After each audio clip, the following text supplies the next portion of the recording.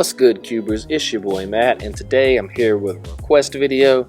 We're going to take a minute and look at Niv Mizzet Pyroon. Now, Niv Mizzet is a triple blue, triple red, legendary creature dragon wizard. It can't be countered, it flies. Whenever you draw a card, Niv Mizzet Pyroon deals 1 damage to any target, and whenever any player casts an instant or sorcery spell, you draw a card, and it's 5/5 to boot. So this card is a monster. And lately it's been a monster in Standard. But we're not worried about Standard here. What we want to talk about today is Niv Mizzet playable in Cube? So, let's take a look. Now normally I would show you a list of cards that have the same mana cost and would fit in the same CMC slot as the card that we're looking at, but you have to evaluate multicolored cards differently. After all, in Cube, we only get to run a handful, 4, 5, like 6 at the most. So we have to be a little more selective and a little less concerned with the mana curve when it comes to our guild slots. Which means we're not only asking ourselves, is Niv Mizzet the best 6-drop in Izzet, but also, is it one of the best cards in Izzet, period? And is it the best payoff for our Izzet guild archetype? Those are a lot more tricky to consider than just how does it relate by mana slot and archetype. And quite frankly, it's nearly impossible to say.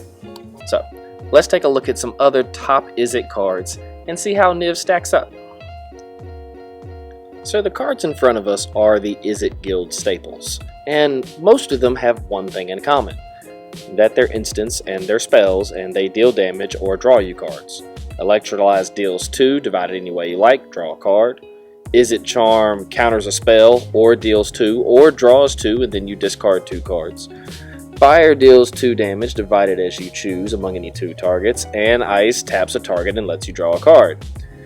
And lastly is Dak Faden, who for 1 a blue and a red you get a 3-mana planeswalker who, guess what, draws you cards. Although his minus effect is unique in that it lets you steal an artifact, and I'm not really worried about his ultimate because odds are you're never going to do it. How does Niv relate to these? Well, they are all really redundant, which is sometimes really nice, and Niv does deal damage and draw you cards. So, if nothing else, at least he's on flavor with the rest of the guild, although he is substantially more expensive to cast than these spells. Let's take a look at some secondary Izzet staples.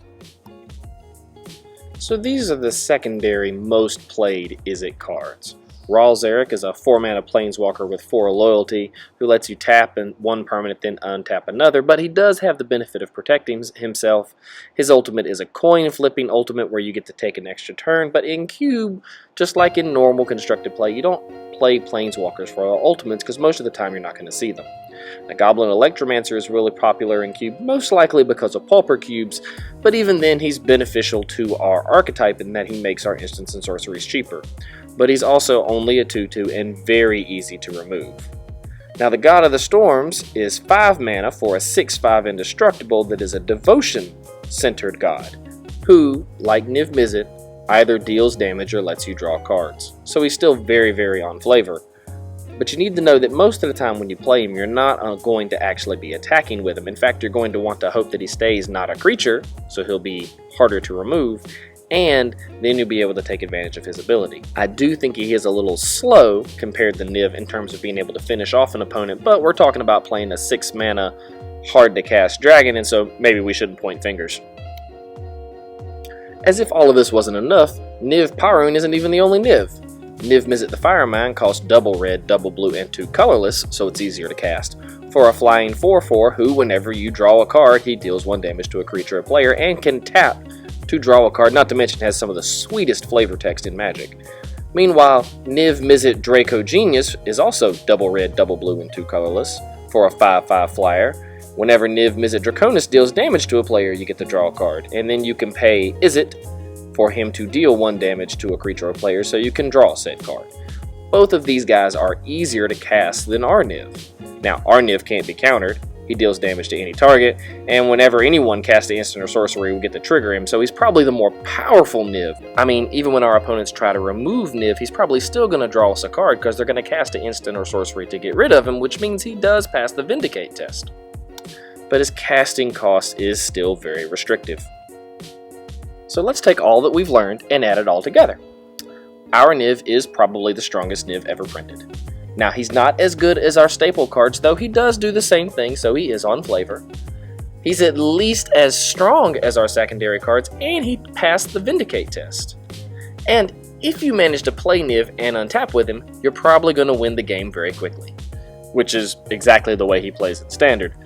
Now, his casting cost is incredibly prohibitive and requires a lot of color fixing, and you're probably not playing him on turn 6. And he's certainly not splashable, right? You're probably not playing Niv in some kind of Jeskai deck. He's purely an Izzet card. So, is Niv cubable? And the answer is probably not. At least not in a serious cube where you're trying to play some of the best cards throughout the history of Magic. The cube size to accommodate Niv would have to be huge, and even then I still don't know if you play him. The cube certainly has to be unpowered because those cubes are too fast with far too much removal for Niv to sit on the board. He's probably not good in Storm archetypes either. He's probably best played in a Spells Matter Izzet cube, and his mana cost is redunculous. But I will say, cube is supposed to be fun, and if I'm being honest, I play Niv in my cube because he's a pet card of mine, and I'll probably rotate him out eventually, but right now, every time I crack a pack, I do enjoy seeing his face. That's going to do it for today, Cubers. Please feel free to comment below and let us know what you think about playing Niv. If you've got a suggestion for card of the week, leave that below too. Please hit that like and subscribe button, helps out a lot, lets us know that you enjoy the content that we're making. We'll see you next time, and as always, keep cubing, my friends.